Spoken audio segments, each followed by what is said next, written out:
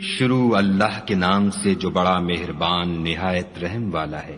الف لام را، یہ ایک پرنور کتاب ہے، اس کو ہم نے تم پر اس لیے نازل کیا ہے کہ لوگوں کو اندھیرے سے نکال کر روشنی کی طرف لے جاؤ، یعنی ان کے پروردگار کے حکم سے غالب اور قابل تعریف خدا کے رستے کی طرف۔ وہ خدا کہ جو کچھ آسمانوں اور زمین میں ہے سب اسی کا ہے، اور کافروں کے لیے عذاب سخت کی وجہ سے خرابی ہے۔ جو آخرت کی نسبت دنیا کو پسند کرتے اور لوگوں کو خدا کے رستے سے روکتے اور اس میں کجی چاہتے ہیں، یہ لوگ پرلے سرے کی گمراہی میں ہیں۔ اور ہم نے کوئی پیغمبر نہیں بھیجا مگر اپنی قوم کی زبان بولتا تھا، تاکہ انہیں احکام خدا کھول کھول کر بتا دے۔ پھر خدا جسے چاہتا ہے گمراہ کرتا ہے اور جسے چاہتا ہے ہدایت دیتا ہے، اور وہ غالب اور حکمت والا ہے۔ اور ہم نے موسیٰ کو اپنی نشانیاں دے کر بھیجا کہ اپنی قوم کو تاریکی سے نکال کر روشنی میں لے جاؤ اور ان کو خدا کے دن یاد دلاؤ، اور اس میں ان لوگوں کے لیے جو صابر و شاکر ہیں قدرت خدا کی نشانیاں ہیں۔ اور جب موسیٰ نے اپنی قوم سے کہا کہ خدا نے جو تم پر مہربانیاں کی ہیں ان کو یاد کرو، جب کہ تم کو فرعون کی قوم کے ہاتھ سے مخلصی دی، وہ لوگ تمہیں بڑے عذاب دیتے تھے اور تمہارے بیٹوں کو مار ڈالتے تھے، اور عورت ذات یعنی تمہاری لڑکیوں کو زندہ رہنے دیتے تھے، اور اس میں تمہارے پروردگار کی طرف سے بڑی سخت آزمائش تھی۔ اور جب تمہارے پروردگار نے تم کو آگاہ کیا کہ اگر شکر کرو گے تو میں تمہیں زیادہ دوں گا، اور اگر ناشکری کرو گے تو یاد رکھو کہ میرا عذاب بھی سخت ہے۔ اور موسیٰ نے صاف صاف کہہ دیا کہ اگر تم اور جتنے اور لوگ زمین میں ہیں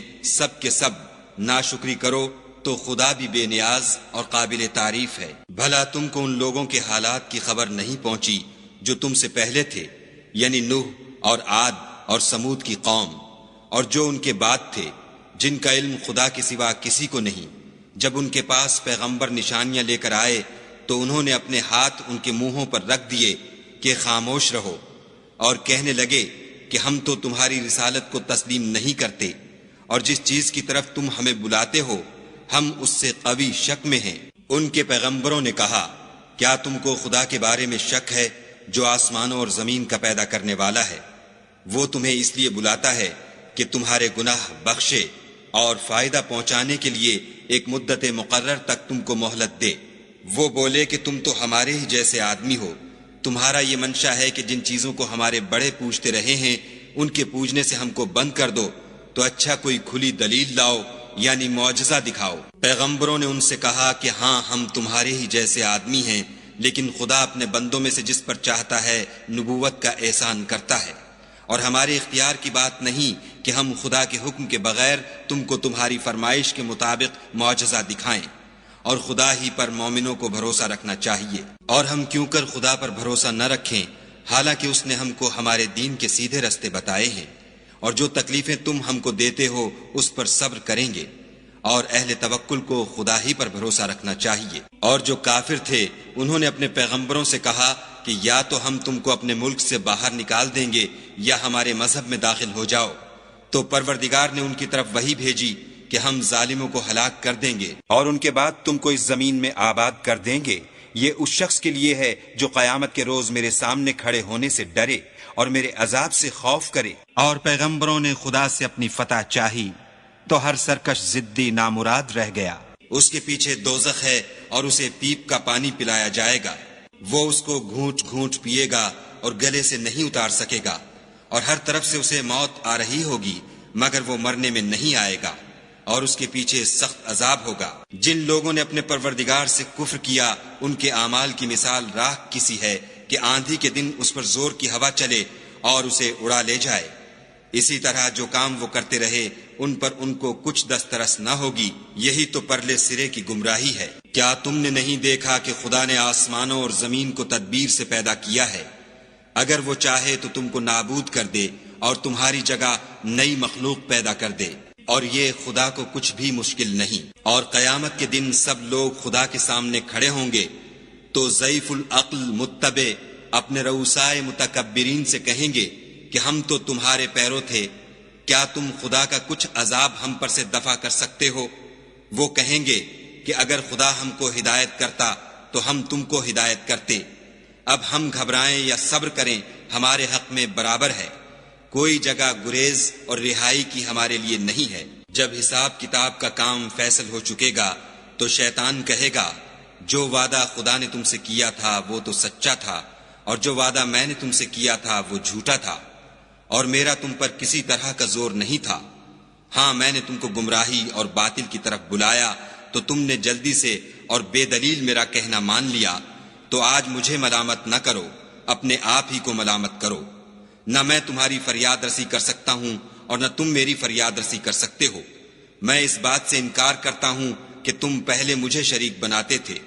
بے شک جو ظالم ہیں ان کے لیے درد دینے والا عذاب ہے، اور جو ایمان لائے اور عمل نیک کیے وہ بہشتوں میں داخل کیے جائیں گے جن کے نیچے نہریں بہہ رہی ہیں، اپنے پروردگار کے حکم سے ہمیشہ ان میں رہیں گے، وہاں ان کی صاحب سلامت سلام ہوگا۔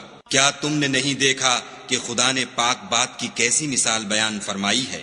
وہ ایسی ہے جیسے پاکیزہ درخت جس کی جڑ مضبوط یعنی زمین کو پکڑے ہوئے ہو اور شاخیں آسمان میں، اپنے پروردگار کے حکم سے ہر وقت پھل لاتا اور میوے دیتا ہو۔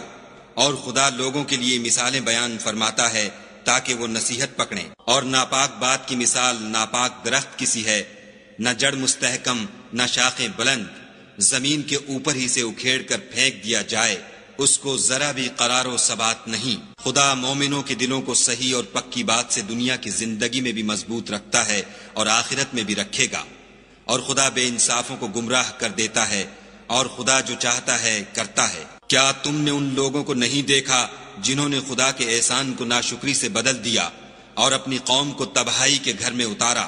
وہ گھر دوزخ ہے، سب ناشکرے اس میں داخل ہوں گے، اور وہ برا ٹھکانہ ہے۔ اور ان لوگوں نے خدا کے شریک مقرر کیے کہ لوگوں کو اس کے رستے سے گمراہ کریں۔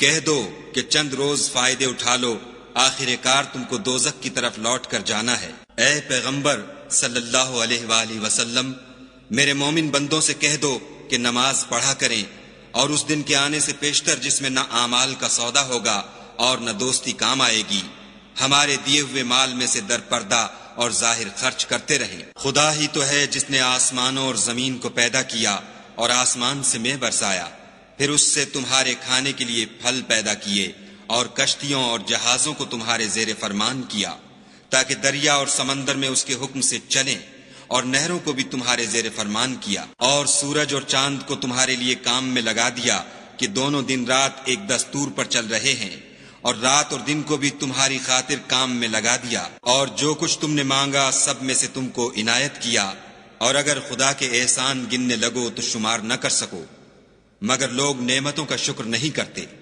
کچھ شک نہیں کہ انسان بڑا بے انصاف اور ناشکر ہے۔ اور جب ابراہیم نے دعا کی کہ میرے پروردگار اس شہر کو لوگوں کے لیے امن کی جگہ بنا دے، اور مجھے اور میری اولاد کو اس بات سے کہ بتوں کی پرستش کرنے لگیں بچائے رکھ۔ اے پروردگار، انہوں نے بہت سے لوگوں کو گمراہ کیا ہے، سو جس شخص نے میرا کہا مانا وہ میرا ہے، اور جس نے میری نافرمانی کی تو بخشنے والا مہربان ہے۔ اے پروردگار، میں نے اپنی اولاد میدان مکہ میں جہاں کھیتی نہیں تیرے عزت و ادب والے گھر کے پاس لابسائی ہے۔ اے پروردگار، تاکہ یہ نماز پڑھیں، تو لوگوں کے دلوں کو ایسا کر دے کہ ان کی طرف جھکے رہیں، اور ان کو میووں سے روزی دے تاکہ تیرا شکر کریں۔ اے پروردگار، جو بات ہم چھپاتے اور جو ظاہر کرتے ہیں تو سب جانتا ہے، اور خدا سے کوئی چیز مخفی نہیں، نہ زمین میں نہ آسمان میں۔ خدا کا شکر ہے جس نے مجھ کو بڑی عمر میں اسماعیل اور اسحاق بخشے، بے شک میرا پروردگار دعا سننے والا ہے۔ اے پروردگار، مجھ کو ایسی توفیق عنایت کر کہ نماز پڑھتا رہوں، اور میری اولاد کو بھی یہ توفیق بخش۔ اے پروردگار، میری دعا قبول فرما۔ اے پروردگار، حساب کتاب کے دن مجھ کو اور میرے ماں باپ کو اور مومنوں کو مغفرت کیجو۔ اور مومنوں، مت خیال کرنا کہ یہ ظالم جو عمل کر رہے ہیں خدا ان سے بے خبر ہے، وہ ان کو اس دن تک مہلت دے رہا ہے جبکہ دہشت کے سبب آنکھیں کھلی کی کھلی رہ جائیں گی، اور لوگ سر اٹھائے ہوئے میدان قیامت کی طرف دوڑ رہے ہوں گے، ان کی نگاہیں ان کی طرف لوٹ نہ سکیں گی، اور ان کے دل مارے خوف کے ہوا ہو رہے ہوں گے۔ اور لوگوں کو اس دن سے آگاہ کر دو جب ان پر عذاب آ جائے گا، تب ظالم لوگ کہیں گے کہ اے ہمارے پروردگار، ہمیں تھوڑی سی مدت مہلت عطا کر تاکہ ہم تیری دعوت توحید قبول کریں اور تیرے پیغمبروں کے پیچھے چلیں تو جواب ملے گا، کیا تم پہلے قسمیں نہیں کھایا کرتے تھے کہ تم کو اس حال سے جس میں تم ہو زوال اور قیامت کو حساب اعمال نہیں ہوگا؟ اور جو لوگ اپنے آپ پر ظلم کرتے تھے تم ان کے مکانوں میں رہتے تھے، اور تم پر ظاہر ہو چکا تھا کہ ہم نے ان لوگوں کے ساتھ کس طرح کا معاملہ کیا تھا، اور تمہارے سمجھانے کے لیے مثالیں بیان کر دی تھیں، اور انہوں نے بڑی بڑی تدبیریں کی، اور ان کی سب تدبیریں خدا کے ہاں لکھی ہوئی ہیں۔ گو وہ تدبیریں ایسی غضب کی تھیں کہ ان سے پہاڑ بھی ٹل جائیں۔